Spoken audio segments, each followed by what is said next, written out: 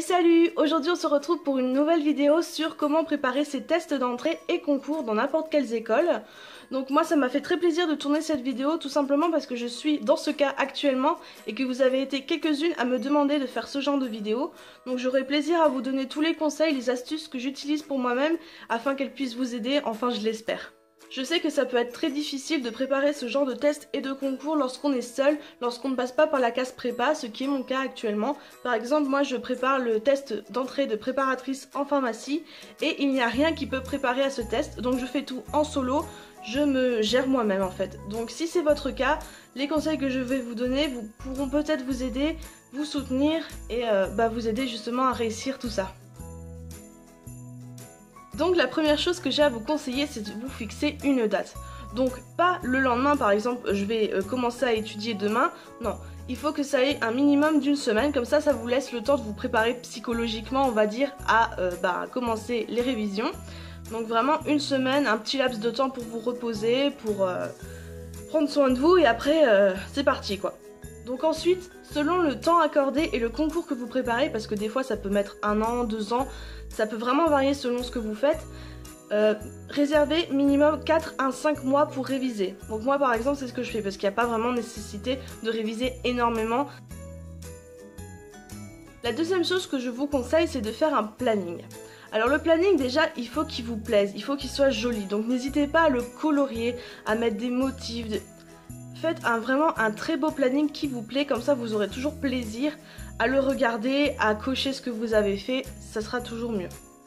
Ensuite, pour y aller doucement et selon les choses que vous avez à réviser, prévoir une matière par journée et 1 heure maximum. Moi je sais que par exemple je ne peux pas étudier plus d'1 heure parce que je sature en fait, j'arrive pas à me concentrer. Donc 1 heure maximum et juste une matière, pas plein de choses, sinon ça sert à rien. Ensuite, quand vous allez faire votre planning, planifiez seulement 1 mois. Je m'explique pourquoi.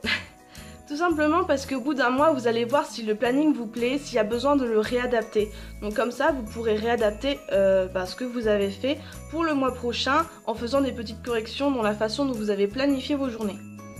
Ensuite, une chose très importante également, c'est de s'accorder au moins 2 jours par semaine pour vous reposer, pour souffler, pour penser à vous et pour oublier un peu les révisions, les mettre de côté parce que c'est toujours très important de prendre soin de soi et de souffler un petit peu quoi. Donc maintenant le conseil que je vais vous donner et qui peut paraître très bizarre mais qui est très important, vous pouvez me croire, c'est trouver votre genre de mémoire. Donc je m'explique, il y a 3 genres de mémoire qui existent. La visuelle, donc quand il s'agit d'images, de formes, de graphismes. Il y a aussi l'auditif, donc ça c'est quand on écoute le cours. Et la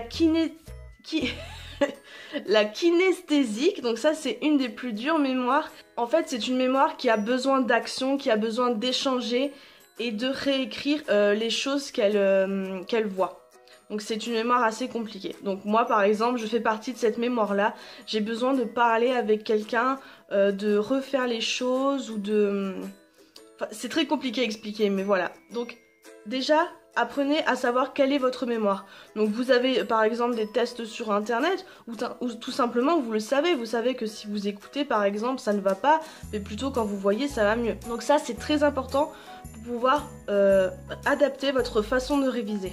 Donc par exemple, pour ceux qui ont la mémoire kinesthésique, ça va être plutôt des jeux sur internet, des genres de QCM, des quiz, des trucs un peu actifs quoi.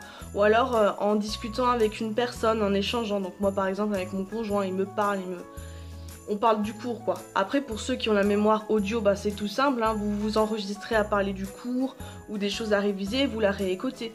Que des trucs comme ça. Donc en fait, si vous savez ça, ça va déjà énormément vous aider pour réviser et pour mémoriser les informations. Ensuite, le conseil le plus important, je crois, que j'ai à vous donner, c'est de faire des exercices.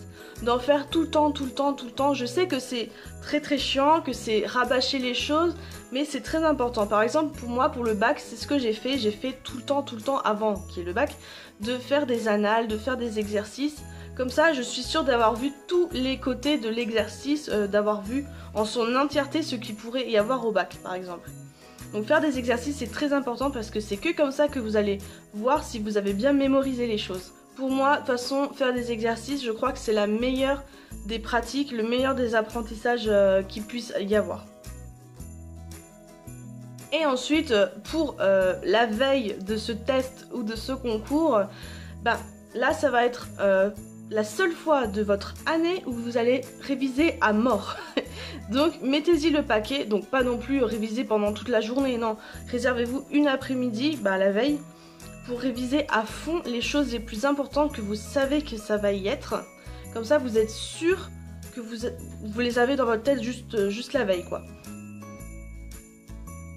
Après pour le jour J, je vais pas vous donner de conseils spéciaux, genre de boire, manger, machin, bidule, ça vous êtes assez grand pour le savoir, vous savez comment vous gérer.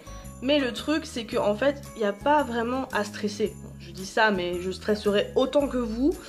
Franchement, il n'y a pas vraiment de raison de stresser si vous avez vraiment révisé tout au long de ces 4 à 5 mois ou de ces années selon le concours. Il n'y a pas raison de stresser parce que vous savez que vous avez réussi à tous les exercices, justement c'est là où c'est important, que vous avez fait, vous savez les choses. Donc il n'y a pas vraiment à stresser, après c'est totalement humain de stresser. Si vous avez vraiment réussi tous les exercices que vous avez fait à chaque fois, il n'y a pas de panique. En plus si vous savez à quoi ça ressemble, il y a encore moins de panique. Voilà pour la fin de cette vidéo, donc j'espère qu'elle vous aura plu et que tous les conseils que je vous ai donnés, même s'ils ne sont pas ouf et que certains vous les connaissez peut-être déjà, vous aideront à peu près à réussir vos tests et vos concours. Je serai vraiment très contente que ça puisse marcher pour vous. Moi ça n'a pas marché l'année dernière mais ça marchera cette année, je l'espère et je croise les doigts. En tout cas, moi ça me fait toujours autant plaisir de pouvoir discuter avec vous, d'échanger sur Snap ou sur les commentaires sous mes vidéos. En plus, on est de plus en plus nombreux et nombreuses sur ma chaîne et ça me fait vraiment chaud au cœur.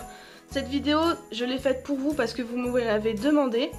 Et si vous en voulez d'autres, n'hésitez pas, franchement ça me fait vraiment très plaisir. Donc maintenant je vais vous laisser, la prochaine vidéo arrivera dans quelques jours. Je vous fais de très gros bisous et prenez grand soin de vous. Salut